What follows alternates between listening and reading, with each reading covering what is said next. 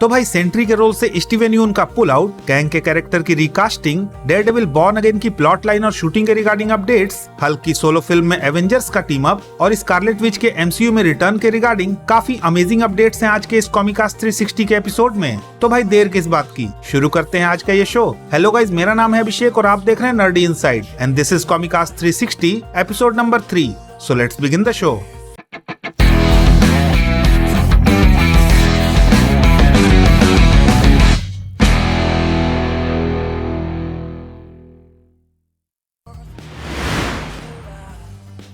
अब भाई इस साल की शुरुआत ही मार्वल स्टूडियोज के लिए एक झटके के साथ हुई जब थंडरबोल्ट्स में सेंट्री का रोल प्ले करने वाले स्टीवन यून ने इस फिल्म को छोड़ने की अनाउंसमेंट कर डाली, जहां उन्होंने इस डिसीजन के बारे में ये बताया कि शेड्यूलिंग कॉन्फ्लिक्ट्स की वजह से उन्हें ये प्रोजेक्ट छोड़ना पड़ रहा है और ये अनाउंस करते टाइम वो काफी सॉरी भी फील कर रहे हैं क्योंकि प्रोबेबली उन्होंने ऐसा करके काफी सारे फैंस का दिल तोड़ा है। हालांकि इस अनाउंसमेंट के बाद ही सोशल मीडिया पे फैंस के बीच इस बात की स्पेकुलेशंस तेज हो गईं कि रियान गॉसलिंग जिस अननोन रोल के लिए मार्वल स्टूडियोज के टच में हैं, कहीं वो सेंट्री का रोल तो नहीं। वेल, इस रिगार्डिंग भी let's wait for some time and I am pretty much sure कि अगले 1 या 2 वीक्स में हमें इस रिगार्डिंग कुछ लीक्स और रिपोर्ट्स जानने को मिली जाएंगी।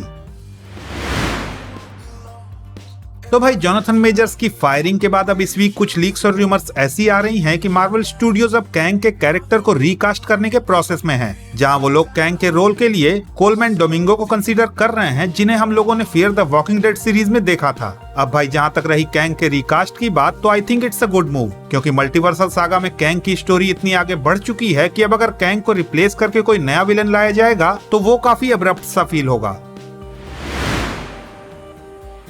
तो भाई नवंबर लास्ट में डेयरडेविल बॉर्न अगेन के लिए नए डायरेक्टर के रूप में जस्टिन बेंसन और आरोन मोरहेड को अपॉइंट किए जाने के बाद फाइनली इन दोनों ने अपना होमवर्क पूरा कर लिया है और अब रिपोर्ट्स के अकॉर्डिंग इस सीरीज की शूटिंग फरवरी में रिज्यूम होने वाली है। साथ ही कुछ लीक्स और इनसाइडर रिपोर्ट्स की बात करें तो अकॉर्डिंग टू देम इस सीरीज का मेन विलेन होगा म्यूज, जो कि मार्वल कॉमिक्स में डेयरडेविल की स्टोरी लाइन में एक सीरियल किलर होता है और समहाउ वो डेयरडेविल के मैट मर्डॉक के सुपर सेंसेस से भी इम्यून है। साथ ही रिपोर्ट्स के अकॉर्डिंग इस सीरीज में मैट मर्डॉक डेयरडेविल के रोल से रिटायर हो चुका होगा, तो वहीं विल्सन फिस्क न्यूयॉर्क के मेयर के रोल में हमें सीरीज में अच्छा काम करता हुआ दिखेगा, पर स्टिल उसका मेन एम होगा न्यूयॉर्क सिटी में विजिलेंटीज को बैन करना।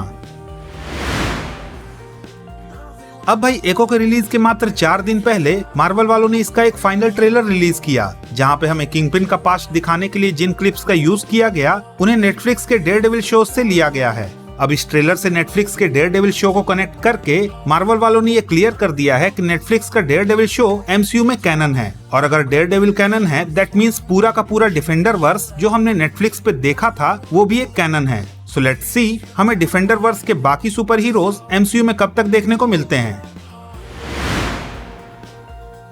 अब भाई हल्क की सोलो मूवी, जिसे कई सारे रूमर्स में वर्ल्ड वॉर हल्क बताया जा रहा है, उसके रिगार्डिंग इस वीक कुछ ऐसी रिपोर्ट्स आई कि मार्वल स्टूडियोज इस फिल्म के लिए एक्टिवली एक डायरेक्टर की खोज में है, जिससे कि अर्ली नेक्स्ट ईयर तक इस फिल्म की शूटिंग शुरू हो सके। और क्योंकि जोनाथन मेजर्स की फायरिंग के बाद काफी कम चांसेस हैं कि हमें 2026 में एवेंजर्स 5 देखने को मिले, तो बस इसी खाली स्लॉट को मार्वल स्टूडियोज हल्क की सोलो मूवी से भरना चाह रहा है। साथ ही रूमर्स की माने तो ये film Captain America Civil War जैसी फिल्म हो सकती है, जहां हमें रेड हल्क और कई सारे हल्क के वेरिएंट्स को रोकने के लिए हल्क और दूसरे एवेंजर्स का टीम अप होता हुआ दिखेगा। एट द सेम टाइम ये फिल्म स्केल में एक मिनी एवेंजर्स फिल्म की तरह होगी, जो कि एवेंजर्स 5 को भी सेटअप करेगी।